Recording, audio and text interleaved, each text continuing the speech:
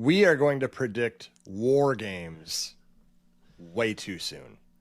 I'm the wise man here because he's dressed all crisp, and you are not going to want to miss this episode. Stick around. This is Triple Threat Wrestling.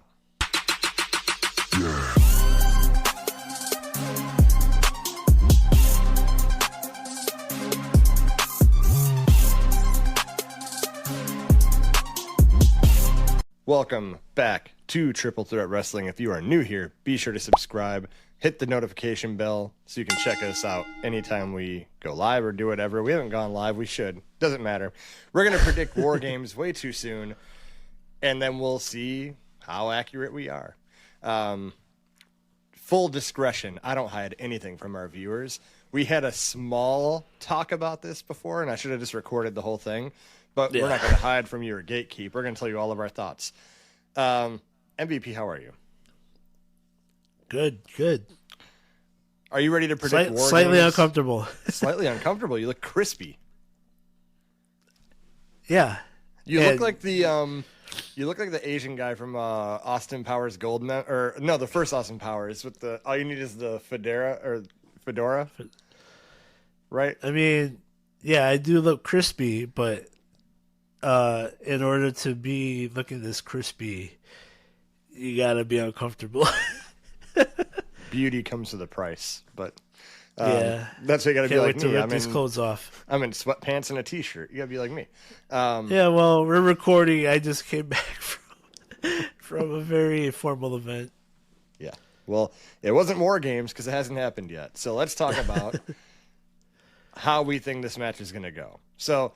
We may go off the hinge here, talk a little bit about the future, things that involve this match, but also looking beyond. So here was my initial thought. Okay. I already know you disagree because we do this. We go on tangents where we talk for like 30 minutes and we're like, why didn't we just record This should have been recording. But I always look at war games as like, especially the last 4 years or whatever, it's teams that are like, they've been feuding like most of the year, right? Like Bloodline, Civil War, and the Judgment Day stuff before. So I'm thinking like who has been in a very long feud, and I'm thinking Seth Rollins, CM Punk, Sami Zayn, Jey Uso, Roman Reigns because he got screwed by Rollins and Heyman. So I'm thinking it's like all of these members involved. Here is the problem I came up with when I did this. If you take all these people who have been feuding most of the year, the face team would be Roman Reigns, Jey Uso, Jimmy Uso, CM Punk, and Sami Zayn. The exact team that was in it last year. So that just tells me they all should have moved on from each other by now. And they were going to be against Seth Rollins' faction plus a couple people, Seth Rollins, Braun Breaker, maybe an Austin Theory if he joins them, maybe a Bronson Reed if he comes back. I don't know, but I can't complete the Rollins team because I can't figure it out. I can't pinpoint.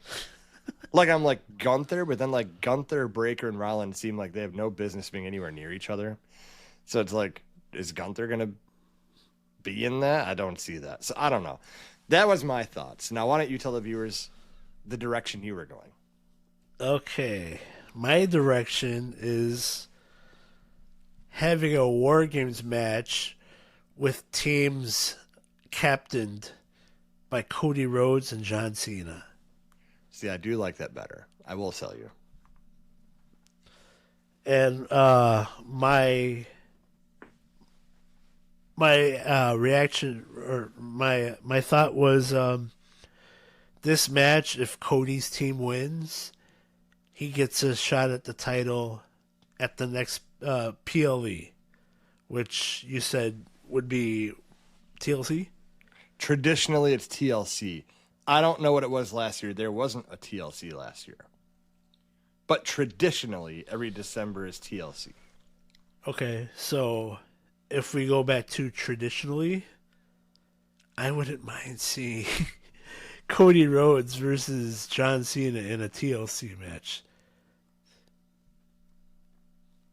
Okay. I would love and that too, but yeah.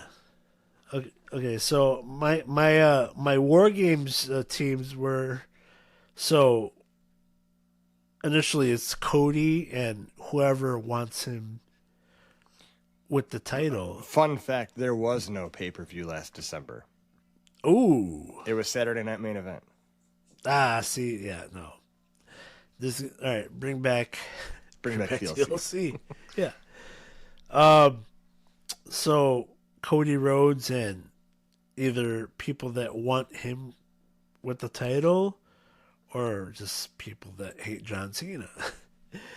So I had Cody Rhodes, Randy Orton, Jey Uso, CM Punk, And R-Truth. oh, And he brings out a ladder and he looks for the briefcase up top. he comes in, throws him over the top rope, and when they're not going anywhere, like, oh, what's going on? No, I think it was you that said Roman Reigns. I can't think of anyone else to not be in that match or to be in the match ahead of him.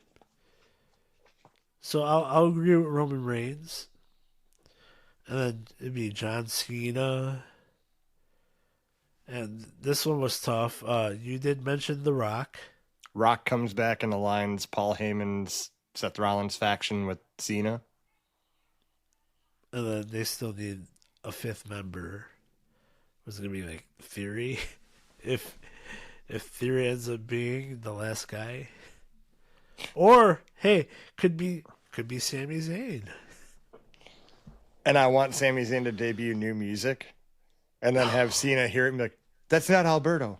That's not Alberto. No. Throwback, but just stupid.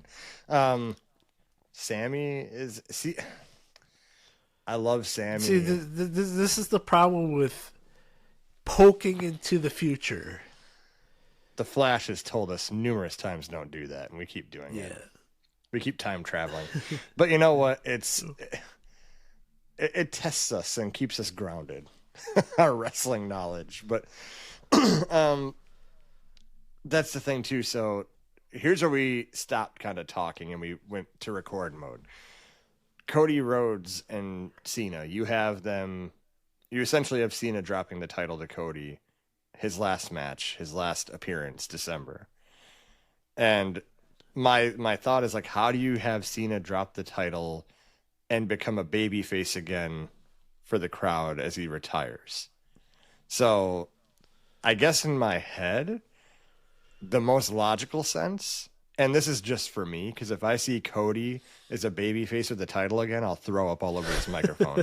But maybe you do a double turn during the match. Like Cody finally does what it takes to win the title, but Cena shows shades of being babyface leading up to the match. Like I'm gonna beat you fair and square, no tricks, no nothing, right? Maybe a double turn. What are your thoughts? I'm with it. That sounds fantastic. I like Cody as a heel. He would be a very good heel. He would be a good Absolutely, heel. yeah. And he already has that very big vocabulary. He can use it in a heel, like when Chris Jericho used to, when he was walking around in a suit. He was using the big words, like very Nick Bockwinkel-esque. Yeah. Yeah, I can totally get behind it. And like you said, Cody's face run with the title got kind of stale. Kinda. Right, got stale. I mean, you disagree his most with notable, me. See? His best matches during the title run didn't involve the title. Like Teaming up with Roman Reigns. Yeah. Things like that. Yeah. Like he fought Solo like 85 times. Yeah, all right. Yeah. double turn. Yeah. So I think we're both now on the same page. Team Cody versus Team John. Yeah. WarGames. Yeah. I want to see Cody say... No, go ahead. Leading up to it, it's like Cody chasing John, John ducking and diving him until, Nick Aldis, because they're SmackDown. Nick Aldis is like, all right, enough of this. Cody, if you want a shot, you have to earn it, and sets up this match. So it'd be like a couple months of Cody trying, John ducking, or getting himself disqualified or some shit like that. They could really drag it on, and then you think he feuds with Cody from SummerSlam to December? Maybe not SummerSlam. All right, maybe. All right, so I don't think Cody will face Cena at SummerSlam, but whoever he does face afterwards, when John wins, by heel tactics, Cody Rhodes reappears. So I say he does reappear at SummerSlam, and then begins to get that ball rolling.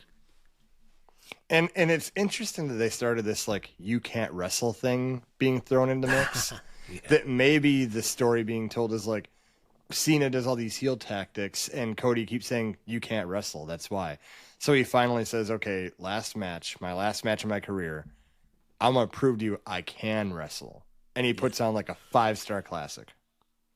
1 star for every move of doom. And then what a way to go out with a Kobe 60-point game-esque match. Yep. Okay. Yeah. So, okay.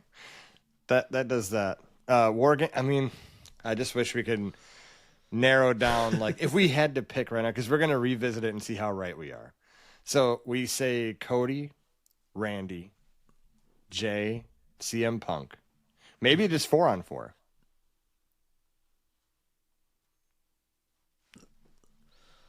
Is it traditionally 5 though, right? Yeah, it's traditionally 5. Okay, so you throw in Roman. And you have Cena, Rollins, Breaker, and maybe Theory and Zayn. Oh, so we weren't going to put The Rock in this match? The Rock he barely shows up. He shows up when he's I think he has a big ego match with Triple H backstage. I think that they're not seeing eye to eye. The Rock is being petty, I think. But all right, so we're assuming Theory is going to be the third man in his in Rollins' new faction. Assuming, yeah. And then Sami Zayn is just going to be flat out heel by this point in time. Okay. Maybe that's what we'll roll with. All right, I'll roll with it. I think SummerSlam, we revisit it, and we see how close we're getting, how warm we're getting. So all right. Only a few months away to see how accurate we are. So I don't know if you like this content. I hope you do. We have fun making it. So make sure you subscribe, hit the notification bell. We will drop as much wrestling content as we can during the week, so we can keep you up to date on everything. And we'll try to keep Matt looking crispy as always. So this is probably it. Got it. Well, take care. We'll see you on the next one. Peace out.